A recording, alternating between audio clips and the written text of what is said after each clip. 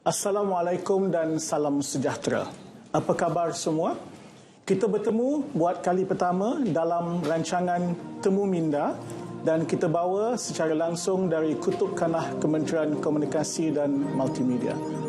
Temu Minda adalah program kami membawa ke kaca TV secara live dan juga secara live streaming tokoh-tokoh profesional, mereka yang sebenar-benarnya melaksanakan program-program utama untuk kepentingan rakyat dan negara.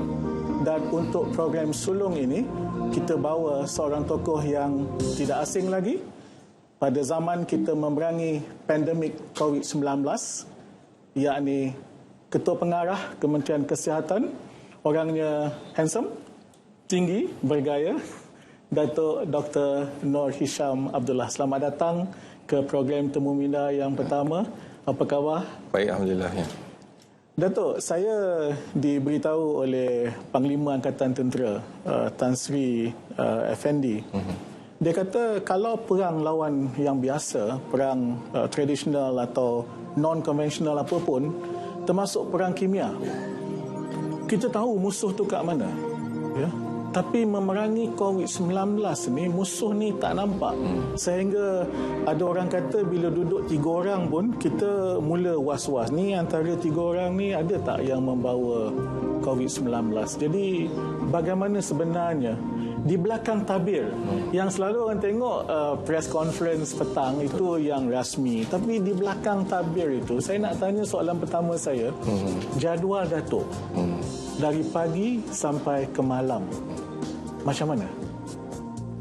Bismillahirrahmanirrahim. Assalamualaikum warahmatullahi taala wabarakatuh dan salam sejahtera. Dahulu saya ingin ucapkan terima kasih kepada YB kerana menjemput saya ke program Temu Minda. Dan sesungguhnya ini program yang bagus untuk sama-sama kita berkongsi pendapat.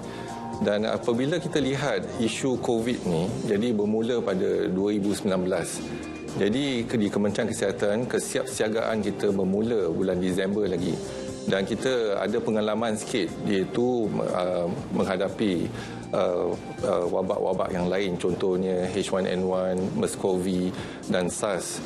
Tetapi apa yang penting ketika itu ialah untuk kita merancang perancangan yang strategik untuk kita melawan satu musuh yang kita tak nampak. Jadi dalam perancangan kita gunakan ilmu yang kita ada, iaitu ilmu kesihatan awam, dan juga kalau kita nak berlawan dengan musuh ni, kita kena kenal musuh tersebut. Jadi apa yang kita rancangkan pada bulan Disember ialah ada tiga faktor yang kita kena lihat. Yang pertama, macam mana kita nak kenal musuh tersebut. Jadi kalau kita nak kenal musuh tersebut, kita perlu ada kaedah untuk kita diagnose, iaitu mengesan musuh tersebut. Jadi apa yang kita lihat, kita tunggu sampai bulan Disember, waktu kita masuk wabak dah berlaku di Wuhan, dan 3 Januari pihak negara China dah keluarkan genomic sequence untuk virus tersebut. Dan dengan genomic sequence yang ada, IMR dan pasukan kita dah gunakan genomic sequence dan primer untuk kita dapatkan sequence yang kita boleh kesan virus tersebut. Yang itu pertama, untuk mengesan yang virus tersebut supaya kita dapat mengesan musuh kita. Yang kedua, kita lihat pada kesihatan awam. Kesihatan awam kita ada pengalaman, tetapi pengalaman tersebut telah memberikan ruang dan peluang untuk kita memperbaiki kesalahan ataupun untuk bertambah baik pada respon kita kepada kesihatan ataupun virus yang baru ini. Yang ketiga, kita lihat pada kekangan kita di Kementerian Kesihatan. Jadi sebelum tu bulan Julai pun saya dah tweet, iaitu kita tak cukup staff, tak cukup peralatan dan juga hospital kita dah sesak. Dan kita tahu apabila kita nak pergi ke perang atau berperang, mesti ada mereka yang terkorban. Dan kita kena kurangkan jumlah kematian dalam peperangan ini. Jadi apa yang kita lihat ialah hospital kita dah sesak. Jadi apa yang kita telah rancangkan ialah kita pindahkan jabatan-jabatan yang tak berkenan dengan COVID ke hospital daerah, contohnya hospital Kuala Kubu dan sebagainya. Kita pindahkan pakar, kita pindahkan jururawat dan juga pesakit sekali. Jadi mereka boleh menjalankan pembedahan di hospital daerah. Dan kita ada 7 hospital yang kita siapkan untuk COVID saja. Dan juga hospital-hospital lain, 33 lagi hospital kita juga siap siaga. Berarti kita lihat kepada kemampuan tenaga kerja kita, iaitu juga melihat kepada peralatan kita, sama ada peralatan kita cukup ke tidak, dan juga keperluan ICU. Jadi ICU ialah tempat terakhir peperangan kita ni untuk menyelamatkan nyawa pesakit. Dan kalau kita melihat pada ICU, kita juga lihat pada stockpile, sama ada kita cukup ventilator dan sebagainya. Jadi kita kena dah siapkan, dan juga kita ada banyak inovasi-inovasi yang telah dikemukakan, iaitu di luar lingkaran kotak pemikiran yang sedia ada. Iaitu kita boleh dapatkan membina ICU yang baru di ruang pembedahan harian contohnya, dan menggunakan ruang kardiologi dan sebagainya. Jadi kita dapat dalam tempoh yang singkat kita dapat pakai ruang-ruang tersebut dan kita jadikan ialah katil ICU. Dan juga kita berjaya melaksanakan ataupun membina satu hospital sementara di MAIPS dalam tempoh 3 hari saja. Jadi banyak idea yang telah kita kemukakan dan inovasi yang dapat membantu kita. Jadi kita dah siap dalam bulan Januari lagi, walaupun kita tak ada pesakit. Dan apabila IMR dah ada kaedah untuk mengesan virus tersebut, kita menjalankan latihan untuk mereka di IPTA dan juga mereka di makmal swasta dan juga di makmal-makmal Kementerian Kesihatan. Jadi kita bermula dengan 23 makmal. Kapasiti kita masa itu hanya boleh laksanakan 1,000 ujian dalam tempoh sehari. Tetapi sekarang ni kita dah boleh mencecah hampir 30,000 ujian dalam sehari. Jadi peningkatan dan juga cara kita melaksanakan ujian, inovasi yang kita ketengahkan. Jadi kita dapat contohnya pool sampling dan sebagainya. Jadi kita mempertingkatkan lagi keupayaan makmal kita. Itulah tindakan yang pertama. Lepas tu kes yang pertama datang, kita berjaya mengesan pada 25 Januari, iaitu indeks kes di Singapura. Tetapi rakan sejawat kita di Singapura maklumkan keluarga tersebut telah datang ke Johor Bahru dan kita mulakan active case detection. Kita mengesan keluarga tersebut dan 8 orang kita dapat kesan dan kita menjalankan ujian walaupun mereka tak ada bergejala, tetapi ada kontak rapat dengan bapa mereka yang positif dan kita dapati ada 4 kes positif. Yang itulah gelombang pertama yang kita dapati dan kita dapat berjaya untuk mengawal pesakit penyakit ini daripada menular dalam tempoh 22 pesakit dalam gelombang pertama. Dan semasa itu tak ada pun gangguan sosial ataupun gangguan ekonomi. Tetapi kita menjalankan aktiviti kita dan kita kawal pesakit tersebut. Yang positif kita masukkan ke hospital dan yang negatif kita kuarantinkan. Dan kita berjaya merawat 22 pesakit dan mereka discharge. Tak ada satu kematian pun. Lepas tu kita ada tempoh 11 hari kita tak ada pesakit. Dan lepas tu kes 23 iaitu rakyat Malaysia yang pulang pada Jepun, mereka adalah positif melancong ke Jepun dan dia pulang adalah positif. Jadi kebimbangan kita semasa tu ialah rakyat Malaysia yang pulang membawa jangkitan COVID-19 dan masa tu cuti sekolah pun dah hampir dan kita dipahamkan ramai daripada rakyat Malaysia dah beli tiket untuk pergi melancong ke Jepun dan di Korea. Dan dengan itu kita bimbang kalau ada 8,000 rakyat Malaysia yang telah pergi melancong dan apabila mereka kembali dengan keluarga mereka mungkin 30,000, jadi mungkin akan membawa jangkitan kuman tersebut. Jadi dari mula lagi bulan Disember, setiap pagi pukul 8 sampai pukul 9 kita akan adakan mesyuarat, iaitu mesyuarat di dalam Kementerian Kesihatan. Kita membincangkan koordinasi perancangan daripada makmal sampai ke kesihatan awam dan juga ke hospital. Bagaimana kita rancangkan, sebab kita tahu kekangan kita tak cukup peralatan, tak cukup facilities, tetapi kita guna optimalkan apa yang kita ada. Jadi kita tahu apa yang kita ada, apa yang kita tak ada. Dan apa yang kita tak ada, contohnya ventilator, kita berusaha untuk dapatkan ventilator dan kerjasama dengan pihak swasta juga.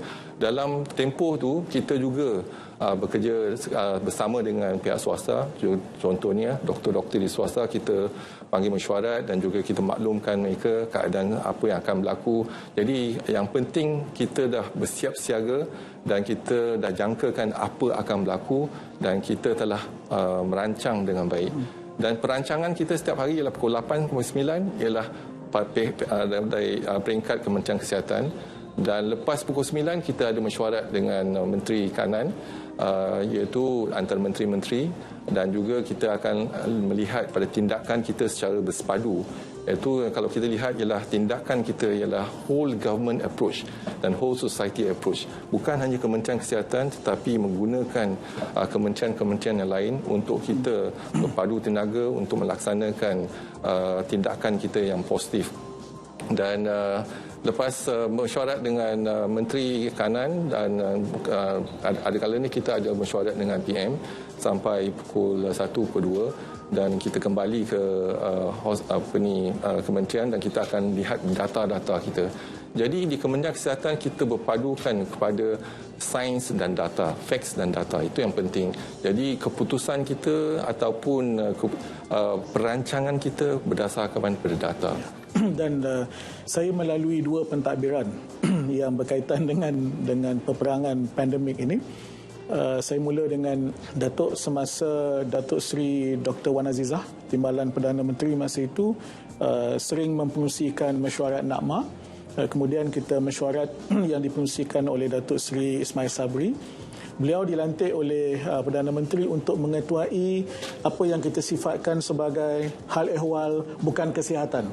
Dan Dr. Adham dan Datuk mengetuai perkara-perkara yang kita sifatkan sebagai hal ehwal kesihatan. Memang betul lah, the whole of government approach itu dan the whole of society yang kita ini. Kemudian kami di KKM menyediakan pelan komunikasi dan kita putuskan ada 2 jurubicara rasmi kerajaan, yakni melalui 2 sidang media harian. Tengah hari Datuk Seri Ismail tentang hal ehwal bukan kesihatan dan petang menteri dan lazimnya KP untuk hal ehwal kesihatan. Tapi tugas Datuk tak habis pukul 6 dengan press conference kan. Lepas tu buat apa lagi? Ada mesyuarat lagi di jabatan. Jadi kalau kita lihat, kalau ada contohnya kalau kita melaksanakan EMCO, kita ada mesyuarat malam tu juga. Jadi seringkali kita ada mesyuarat sampai tengah malam pukul 11 dan pukul 12. Ya. Betul.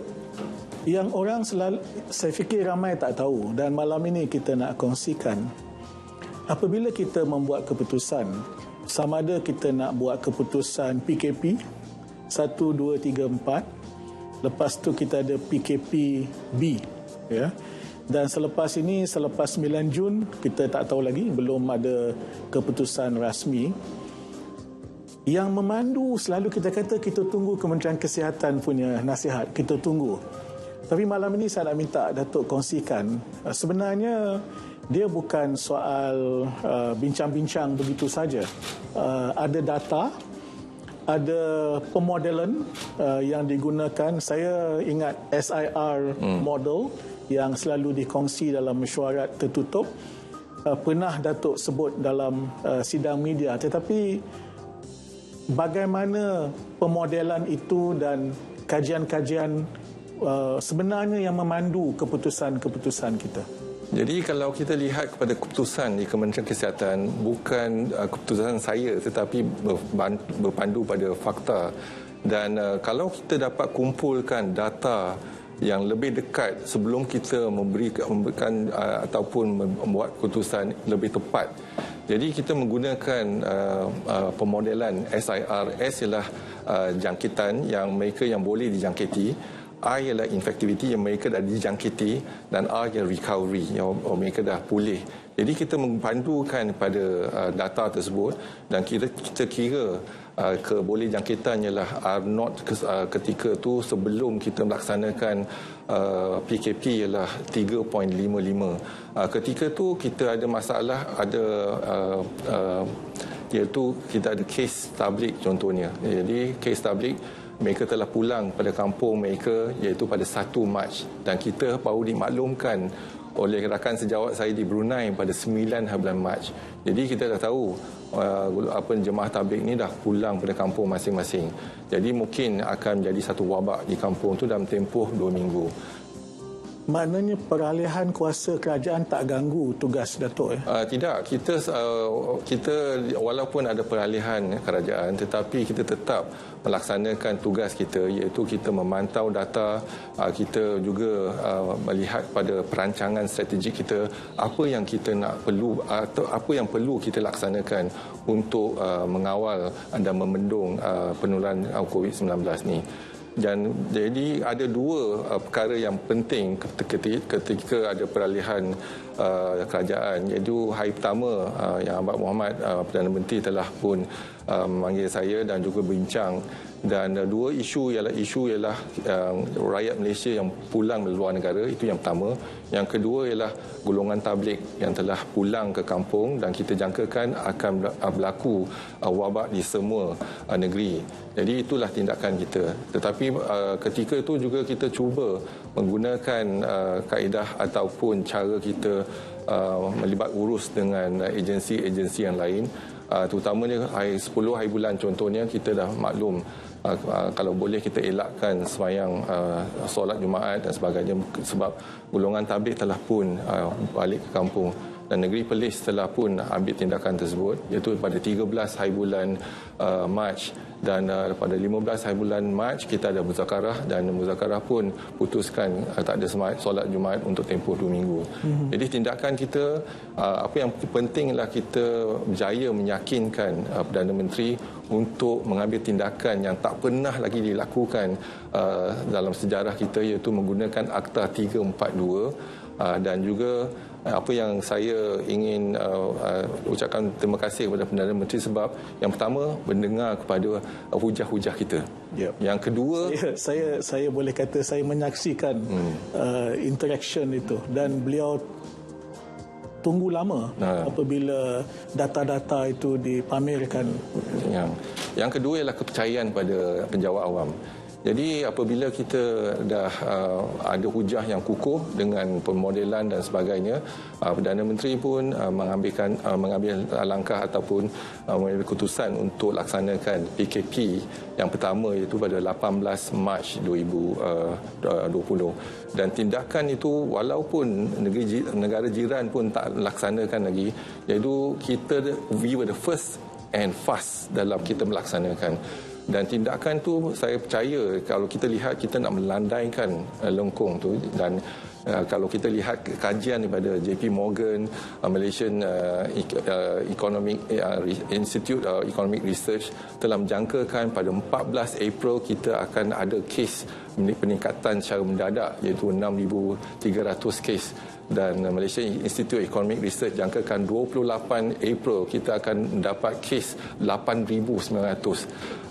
Jadi dan tindakan kita bila kita dah tahu kita dapat mengawal iaitu sempadan, iaitu kawalan sempadan yang tu Akta 342 kita mula dengan kawalan sempadan itu. Jadi kita dah kawal sempadan, rakyat Malaysia tak dibenarkan ke luar negara dan warga asing tak dibenarkan masuk ke Malaysia. Kita dah kawal sempadan. Yang kedua, kita lihat bagaimana kita dapat putuskan penularan jangkitan COVID-19 dalam negara. Jadi kita menggunakan kaedah active case detection. Jadi kita setiap negeri pasukan PKD dan sebagainya akan turun padang melihat pada kes yang positif, lokaliti dan kluster, kita akan menjalankan tindakan. Kita akan dan tindakan kita yang dua yang saya rasa berjaya ialah yang pertama, kes-kes yang positif dikesan oleh makmal kita akan asingkan di hospital dan kita beri rawatan. Ya, kalau saya boleh ulangkan itu. Orang selalu tanya yang ialah kita berjaya setakat ini alhamdulillah dan tahniah, tapi ada dua perkara yang unik yang boleh dikatakan tidak dilakukan oleh negara lain, tetapi kita mengambil dua langkah itu. Tadi Datuk dah sebut sebahagian daripada dia. So langkah pertama ialah kes yang positif kita asingkan dan kita akan letakkan di hospital, dan kita walaupun dia tak ada gejala kita tetap letak di hospital dan kita pantau sebab mereka ada kebolehjangkitan. Kalau kita lepas di komuniti ataupun masyarakat, dia akan merebak. Jadi kita kawal di hospital. Dan itu yang tak ada gejala ataupun gejala ringan. Dan kita sekarang ni bukan hanya letak di hospital, kita ada institut latihan Kementerian Kesihatan. Kita letakkan institut latihan Kementerian Kesihatan, dan kes-kes yang kategori 3, iaitu yang memerlukan oksigen ataupun ada radang paru-paru yang kategori 4 dan ke-5, baru kita tempatkan di hospital. Jadi itu ialah satu pendekatan kita yang berbeza dengan luar negara. Sebab di luar negara, kalau tak ada gejala ataupun gejala ringan, mereka hanya di kuarantin ataupun diasingkan di rumah saja. Tapi kita tak, kita asingkan mereka di hospital. Yang kedua, tindakan kita ialah rakyat Malaysia yang pulang dari luar negara, kita pastikan mereka dikuarantinkan untuk tempoh 14 hari. Dan hari pertama kita akan melaksanakan swab, dan hari ke-13 kita ambil swab juga. Dan juga kita kawal. Jadi dengan pengawalan tersebut, kita dapat bendung penularan daripada luar negara, dan dalam negara kita dapat kawal. Ya. Jadi bila kita laksanakan PKP 1, PKP 2, PKP 3, dan kita lihat graf tu 14 April, jadi kita tak capai pun 6,300 kes. Kita masih dalam lebih kurang 4,000 kes. Dan kita berjaya, tak sampai 5,000 kes. Jadi berarti kita berjaya melandaikan lengkuk tersebut. Betul.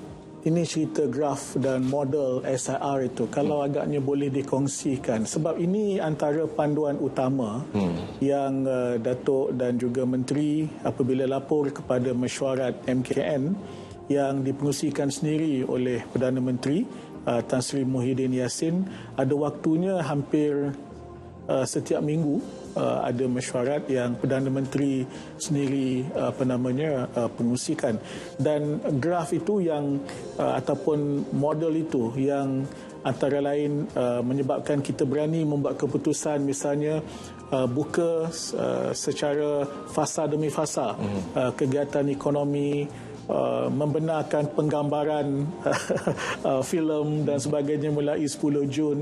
Jadi kalau boleh diterangkan sedikit, dia ada warna biru, warna merah, saya tak tahu kalau boleh diterangkan. Ya. Jadi kalau kita lihat dalam perkiraan kita menggunakan SIR model ni, jadi pada peringkat PKP 1 ialah R0 kita, ataupun kita kata RT ialah masa. Jadi R0 kita ketika tu ialah 3.55. Bermaksud kalau seorang yang dijangkiti, dia akan menjangkiti lagi 3.55 orang. Jadi dengan tu wabak ni akan menular. Tetapi bila kita melaksanakan PKP, iaitu PKP 1, 2, kita berjaya melengkungkan graf tersebut. Dan warna biru ialah jangkaan kita, kes seharian dalam jangkaan kita kalau patuh pada SOP ataupun patuh pada PKP. Dan warna merah ialah kalau kita tak patuh pada SOP. Dan apabila kita sampai pada PKP 4 dan kita masuk ke fasa PKPB, sebab PKP ni kalau kita lihat sehari kerajaan rugi lebih kurang 2 bilion. Jadi untuk melaksanakan PKP ni adalah dengan kos yang tinggi. Jadi kita kena buka ekonomi dan sektor ekonomi, dan kita menggunakan kaedah kelonggaran, iaitu PKPB, iaitu bersyarat. Dan bersyarat ni mesti ada dia punya SOP. Dan kalau kita patuh kepada SOP, iaitu garisan biru tu akan melandai, iaitu mungkin kita boleh dapat putuskan jangkitan COVID-19. Tetapi kalau kita tak patuh pada SOP, kita lihat iaitu garisan merah akan meningkat lagi. Ini yang kita unjurkan. Warna garisan hijau ialah garisan hitam ialah kes harian yang kita dapat. Tapi kalau kita lihat sekarang ni, memang seolah-olahnya kita masih dalam peringkat tidak patuh pada SOP. Tapi kalau kita lihat dalam tempoh 4 Mei sehingga 29 Mei, jadi kita lihat 78% pada jangkitan ini melibatkan bukan warga negara. Jadi dengan itu kita menggunakan satu lagi kaedah, iaitu kita lihat pada warga negara dan bukan warga negara. Iaitu mungkin slide yang seterusnya akan menunjukkan, iaitu kepatuhan kepada SOP kita. Yang ini kita lihat, ini adalah untuk warga negara Malaysia saja. Jadi kalau warga negara Malaysia, iaitu garisan hitam tu di bawah jangkaan ataupun unjuran yang telah kita kira, iaitu R03. Berarti rakyat Malaysia patuh kepada SOP. Tetapi masalah kita dan cabaran kita sekarang ni ialah bagaimana kita perlu mengawal warga asing untuk patuh kepada SOP. Dan apabila kita lihat pelibatan mereka, kes-kes yang positif kita kaji, salah satu faktor yang utama ialah adalah perumahan mereka, penginapan mereka dalam tempat yang sempit, ruang yang sempit. Jadi mungkin jangkitan COVID-19 meningkat. Iaitu ruang, kalau kita lihat 15 orang menggunakan satu bilik contohnya. Jadi ini akan bukan hanya COVID-19, sebarang penyakit pun akan berjangkit kalau keadaan begitu. Itulah sekarang ini cabaran kita untuk kita meningkatkan lagi pemantauan kita dan juga melihat kepada isu warga asing ni. Datuk, ada sebilangan frontliners di hospital, doktor, jururawat dan sebagainya yang meninggal dunia akibat COVID-19. Perasaan Datuk macam mana ya bila dengar sahabat karib, kawan, student Datuk juga ya? Yang itulah cabaran yang paling kita bimbangkan. Jadi kalau boleh kita cuba elakkan jangkitan di kalangan barisan hadapan Kementerian Kesihatan. Dan ada dua golongan yang mempunyai risiko yang tinggi, iaitu keluarga yang terdedah pada kes yang positif. Yang kedua ialah barisan hadapan Kementerian Kesihatan. Jadi kita pastikan setiap daripada warga kerja Kementerian Kesihatan memakai PPE, pelindung dan sebagainya. Mereka yang kerja di ICU menjaga pesakit COVID ataupun di ward, setakat ini tiada yang dijangkiti. Maknanya itu kawasan selamat. Kawasan yang paling selamat ialah mereka yang kerja di ICU dan juga di ward. Sebab kita juga melaksanakan satu kajian iaitu antibody dan sebagainya. Lebih kurang 486 warga kerja Kementerian Kesihatan yang kerja di ICU dan ward. Kita ambil darah mereka dan kita buat kajian. Tak ada seorang pun ada antibody terhadap virus tersebut. Bermaksud mereka tak dijangkiti kerana mereka menggunakan kawalan infeksi kontrol, mengamalkannya dan juga pastikan mereka menggunakan PPE dan sebagainya. Yang dijangkiti adalah dijangkitan daripada komuniti. Kita ada 3 kematian, iaitu satu kematian ialah bekerja di Kementerian Kesihatan tapi bukan di hospital. Ada satu kematian lagi dijangkiti di luar negara. Dan satu lagi jangkitan yang kematian dijangkiti di komuniti juga, bukan di dalam hospital. Jadi ramai yang dijangkiti mungkin setakat ni ada 356, tetapi kes jangkitan ni 80% daripada komuniti, bukan daripada pesakit yang mereka rawat. Jadi mereka yang merawat pesakit COVID dan mereka yang merawat pesakit COVID di ICU, jangkitannya dah sifar setakat ni. Boleh tak agaknya saya dapat anggaran berapa orang pakar atau expert yang terlibat di belakang tabir ni, di NIH, di IMR yang membekalkan kita data-data? Kalau kita lihat kepada tindakan kita di Kementerian Kesihatan, kita melibatkan semua jabatan dan juga program. Kita ada 3 program. Saya ada 3 timbalan. Timbalan satu ialah melihat kepada hospital, iaitu bahagian perubatan. Timbalan kedua yang melihat kepada kesihatan awam. Dan timbalan ketiga ialah penyidikan dan teknikal dan sokongan teknikal dan melihat kepada makmal, kajian dan sebagainya.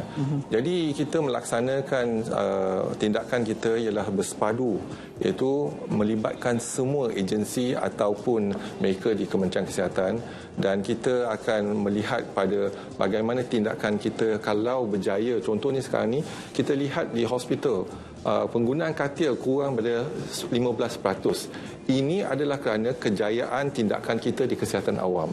Dan berjaya di kesihatan awam sebab makmal memberikan mereka pengesanan yang tepat dan cepat. Jadi kita dapat melaksanakan aktiviti. Jadi kita duduk sekali dan kita bincang semua isu. Dan juga kematian-kematian yang kita ada 115 kematian. Kita juga kaji kenapa kematian itu berlaku.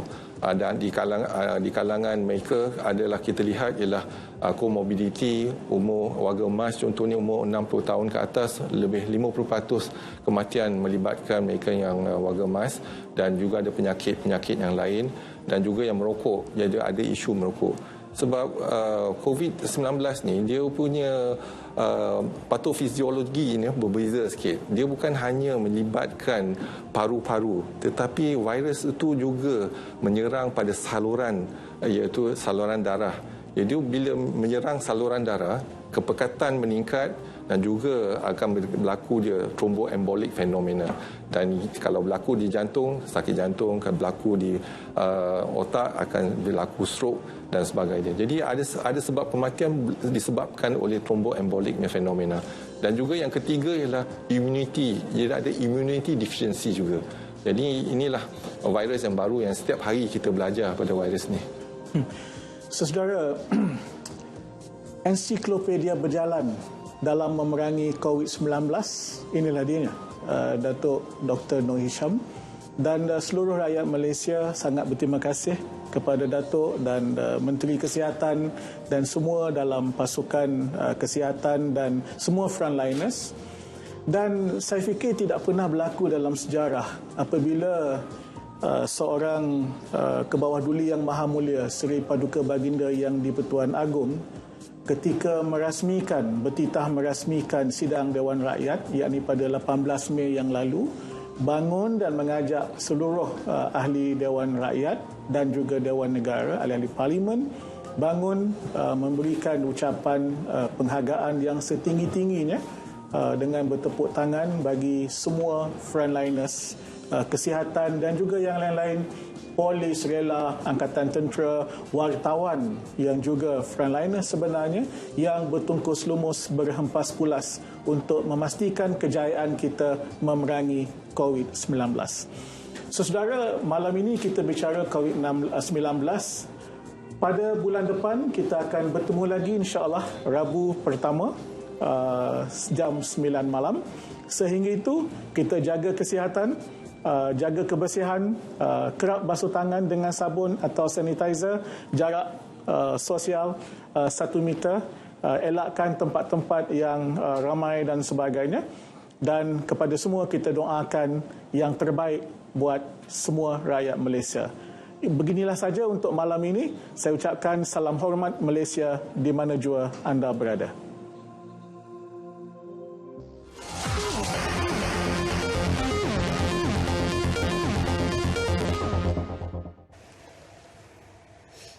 Anda sedang menyaksikan Temu Minda. Sekitar 30 minit yang berlalu kita menyaksikan temu bual di antara Yang Berhormat Datuk Saifuddin Abdullah, Menteri Komunikasi dan Multimedia bersama Ketua Pengarah Kesihatan, iaitu Yang Berbahagia Dr. Noor Hisham Abdullah, membincangkan tentang aspek yang dianggap sebagai belakang tabir dalam usaha negara menangani COVID-19 ini. Dan meneruskan bicara dalam Temu Minda ini, saya mengendalikan untuk bahagian berikutnya dan tidak keseorangan, bahkan kami bawakan tetamu secara dalam talian, iaitu Yang Berbahagia Dr. Ahmad Firdaus Muhammad Haris, merupakan pengerusi dan juga pengasas bersama Medical Misbah Malaysia. Sekarang ini berada dalam talian. Assalamualaikum, Dr. Firdaus. Waalaikumsalam. Ya, Doktor, sama-sama kita mengikuti sekitar tadi 30 minit berkaitan temu bual di antara Datuk Saifuddin bersama Dr. Noor Hisham. Saya berikan ruang ini untuk Doktor lebih dahulu memberikan pandangan awal terhadap temu bual menyingkap belakang tabir di dalam usaha kementerian menangani COVID-19 ini. Okey, dalam setengah jam tadi banyak juga perkara yang diungkapkan oleh Datuk Dr. Noor Hisham. Apa yang saya rasa sepatutnya menjadi highlight kepada perbincangan tersebut adalah cara beliau menyampaikan bagaimana kita flatten the curve. Kita dapat lihat macam mana projection daripada NIH, kalau PKP tak dipatuhi, SOP tak dipatuhi, beginilah trend dia, akan meningkat. Daripada turun akan meningkat. Dan jika dipatuhi macam kita berada dalam suasana sekarang, kita dapat lihat impaknya sangat berkesan lah. Jadi saya rasa itu yang penting, yang patutnya kalau benda lain rakyat Malaysia tak dapat fokus on, tapi yang tu adalah perkara yang penting, nak menunjukkan yang apa yang KKM dan juga negara Malaysia telah laksanakan adalah yang terbaik berdasarkan fakta dan maklumat data yang kita ada. Itu yang Doktor, ya, satu elemen yang cukup jelas dibicarakan tadi dalam temu bual Yang Berhormat Menteri dan juga Ketua Pengarah Kesihatan adalah apabila diungkapkan atau diungkitkan tentang keunikan tindak balas Malaysia dalam menangani COVID-19. Dan kita tahu bahawa banyak pihak yang sudah menyatakan bahawa dan mencontohi bahkan tindak balas Malaysia. Namun di waktu yang sama juga kita melihat kaedah tindak balas di antara satu negara dengan satu negara yang lain tidak sama. Bahkan ada juga negara yang melaksanakan kaedah yang tidak melibatkan lockdown, tidak ada PKP sama sekali. Justru bagaimana kita mengatakan bahawa pendekatan kita ini adalah yang terbaik dalam konteks sosio-budaya Malaysia sehingga memungkinkan kita berjaya untuk melandaikan keluk jangkitan itu. Bagaimana kita boleh melihat perbandingan ini dalam keadaan berbeza tindakan di antara satu negara dengan satu negara? The weird thing about kesihatan ataupun apa yang kita berada sekarang ini adalah sesuatu data ataupun sesuatu keberkesanan tindakan hanya kita boleh lihat setelah semuanya berakhir. Jadi kita tak ada dia punya benchmark tu kita tak dapat lihat dengan jelas buat waktu ni. Yang hanya kita ada waktu ni adalah contoh adalah negara China, negara China, dan itulah yang banyak kita implement apa data yang diperolehi dari sana dan kita implement di Malaysia. Yang selalu orang bandingkan adalah tindakan negara kita dengan Sweden, tak salah saya, di mana mereka tak applykan lockdown. Tapi dia ada beberapa socio-economic konteks yang berbeza. Contohnya bagaimana masyarakat di sana mendengar patuh kepada arahan, bagaimana mereka berinteraksi dengan warga emas mereka tak sama dengan apa yang kita laksanakan di Malaysia. Dan kita juga perlu ingat waktu kemuncak COVID-19 ni kita ada dua perayaan Raya Cina dan juga Hari Raya sendiri. Jadi jika langkah-langkah yang kita laksanakan tersebut tidak dilakukan dengan demikian, mungkin kita punya numbers-nya akan bertambah teruk. Jadi kita hanya boleh nampak in retrospektif. Kesan dia retrospektif. Buat waktu ni semua adalah kita cuba trial and error, tapi alhamdulillah kita punya trial tu adalah berdasarkan fakta dan maklumat yang kita perolehi. Doktor, kita dapat mengecap rasa dan sentimen masyarakat apabila melihat kejayaan Malaysia mengawal penularan wabak ini digambarkan sebagai satu kejayaan. Namun ada bahayanya apabila kita melonggarkan, kerana itu perdebatannya sama ada PKPB ini perlu diteruskan atau tidak. Soalannya adalah apakah the worst, is it over? Seperti yang Datuk Noor Hisham selalu sebutkan adalah we prepare for the worst. Kan, kita apa-apa jadi pun kita prepare for the worst. Jangan kita cepat untuk melaungkan kejayaan kita, dan apabila kita takut bila kita lepaskan begitu saja nanti akan menjadi lebih teruk. Dan juga perlu diingat juga setakat ini seperti yang kita lihat pun tindakan Malaysia adalah kita berperingkat. Maksudnya kita awal-awal tu kita ambil 2 minggu PKP, 2 minggu dan seterusnya sebulan. Ia adalah satu langkah untuk kita analyse. Maksudnya kita go about it step by step. Langkah demi langkah. Sebab kita punya maklumat yang kita ada adalah sangat-sangat terhad, sangat limited. Benda ni perkara baru. Jadi saya nampak yang apa kita boleh lihat bagaimana kita menangani wabak COVID-19 ni adalah secara berperingkat. Maksudnya daripada COVID-19 awal-awal dulu dengan warga negara Cina. Kemudian kita ada kluster yang berbagai. Kluster kluster tablik dan sebagainya, kluster daripada luar negara, dan kita nampak yang dia punya management tu adalah berperingkat. Maksudnya dengan apa yang maklumat yang kita ada, kita laksanakan. Dan pada masa yang sama kita expect seperti yang Datuk Noor Hisham cakap tadi, kita plan ahead. Maksudnya kita akan analyse apakah tindakan seterusnya, apakah kalau masa hari itu ada musim cuti sekolah kan, apakah tindakan yang kita boleh lakukan apabila rakyat Malaysia dan di luar negara pulang ke Malaysia. Dan kita dapat lihat yang segala yang kita laksanakan adalah dengan tertib, dengan baik dan juga dengan berperingkat. Ya, anda sedang mengikuti Temu Minda dibawakan secara langsung dan menemani saya pada waktu ini adalah Dr. Ahmad Firdaus Muhammad Haris, pengerusi dan pengasas bersama Medical Mythbuster Malaysia. Kita berehat seketika, kembali seterus selepas ini. Bersama Ketua Pengarah Kesihatan Dr. Nur Hisham Abdullah bercakap tentang belakang tabir kesiapsiagaan negara menangani COVID-19. Dan untuk bahagian kala kini saya bersama Dr. Ahmad Firdaus Muhammad Haris, merupakan pengerusi dan juga pengasas bersama Medical Mythbusters Malaysia. Dr. Firdaus menemani saya secara dalam talian. Dr. Firdaus, tadi kita dengar di dalam temu bual di antara Yang Berhormat Menteri dan Ketua Pengarah Kesihatan bercakap tentang kaedah SIR ini, dan ia merupakan dianggap sebagai satu pendekatan yang sifatnya data driven dan juga saintifik. Justru kerana saya melihat antisipasi masyarakat menjelang 9 Jun.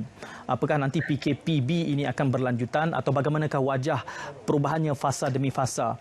Di dalam pengamatan dan juga bidang kepakaran doktor melihat aspek ini, tempoh di antara hari ini sehingga ke 9 Jun digambarkan tadi bahawa ia harus dilihat secara berterusan. Apakah kemungkinannya unjuran apabila kita melihat data pada hari ini berbanding dengan 9 Jun, apakah boleh berlaku perubahan-perubahan yang mungkin mendadak berbanding dengan apa yang kita lihat realiti ini pada hari ini? Ini soalan yang agak sukar bagi saya lah.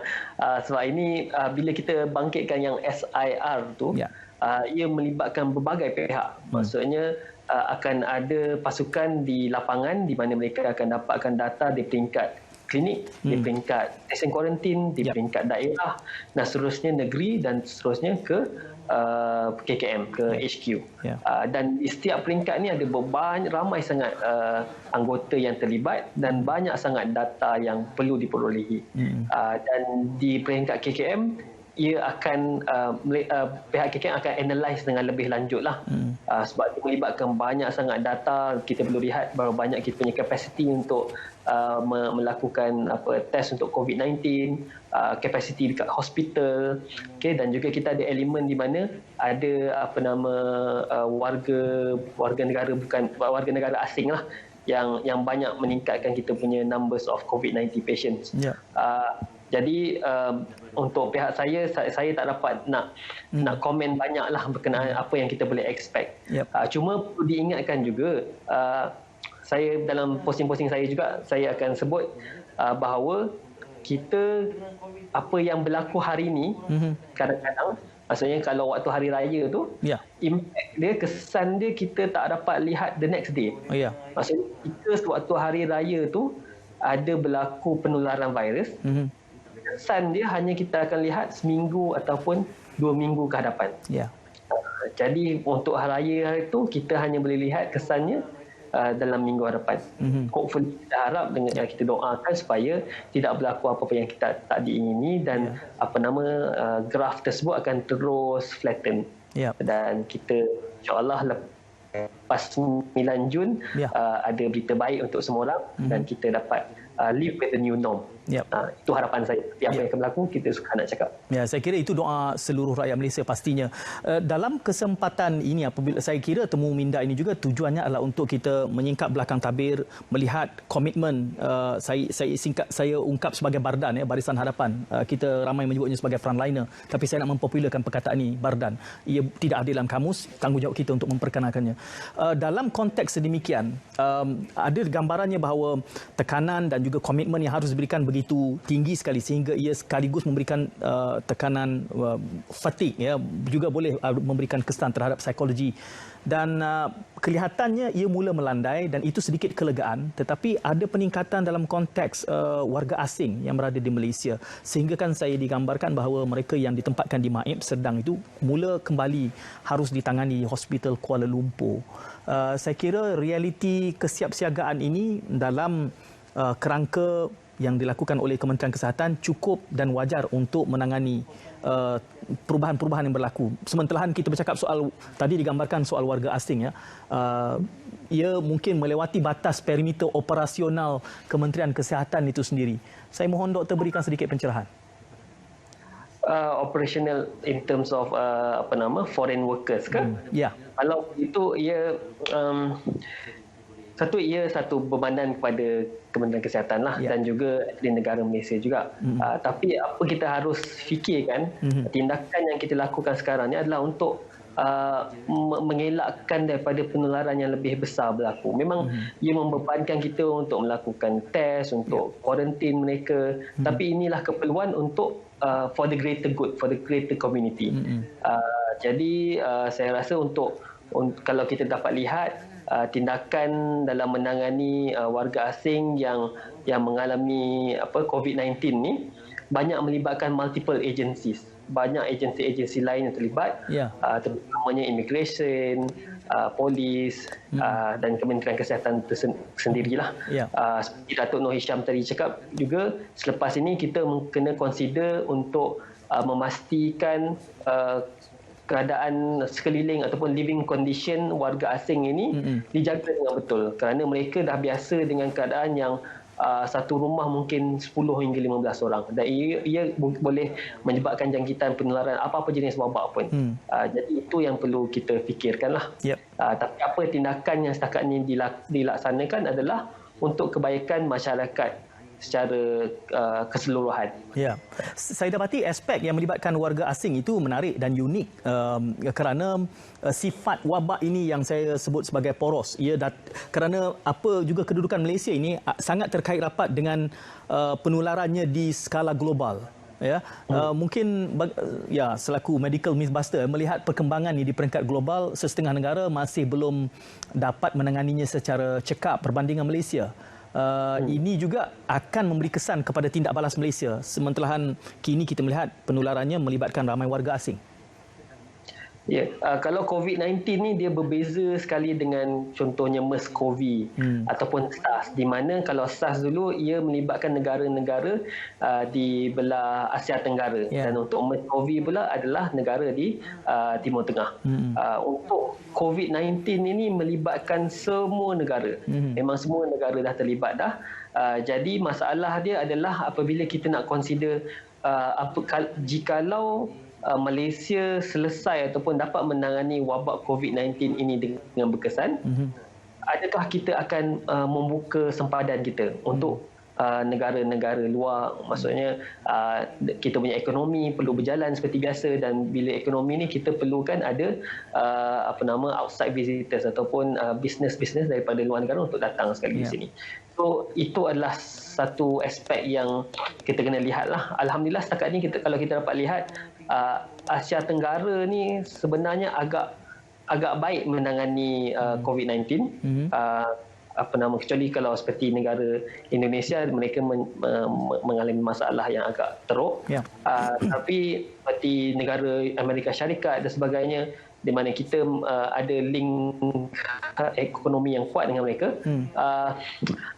kita kena consider nanti bila nak buka balik sempadan tu bagaimana.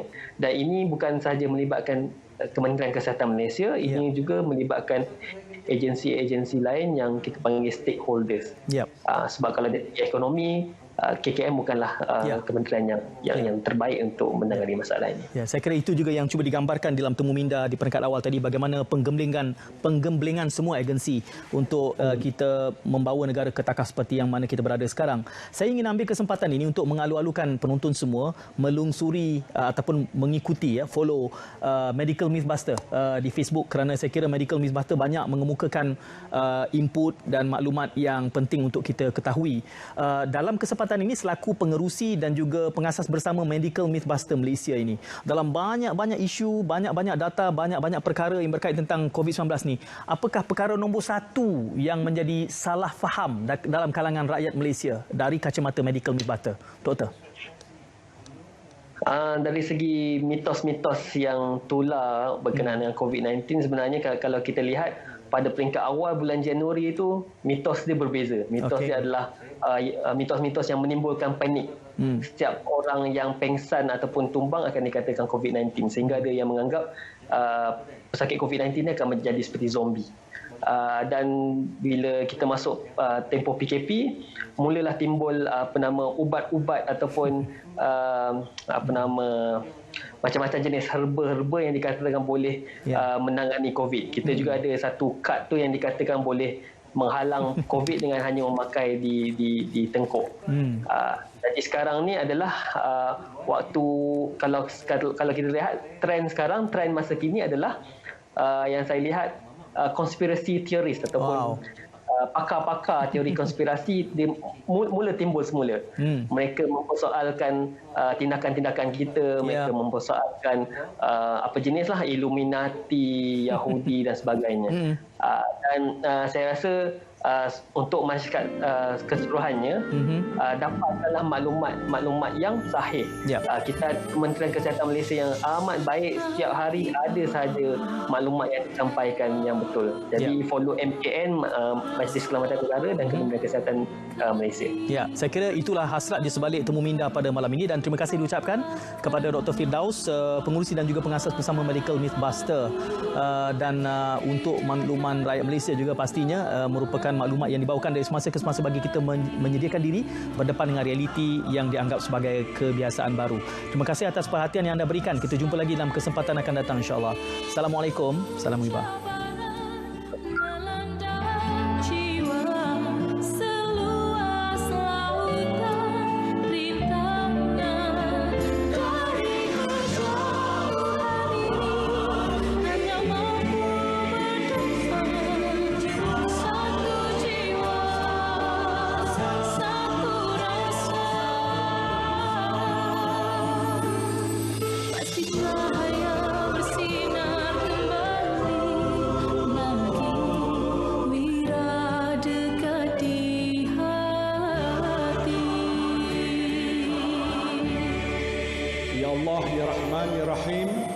Engkau berilah kekuatan, kecekalan dan kesabaran kepada kami untuk menghadapi dugaan-Mu yang berat ini.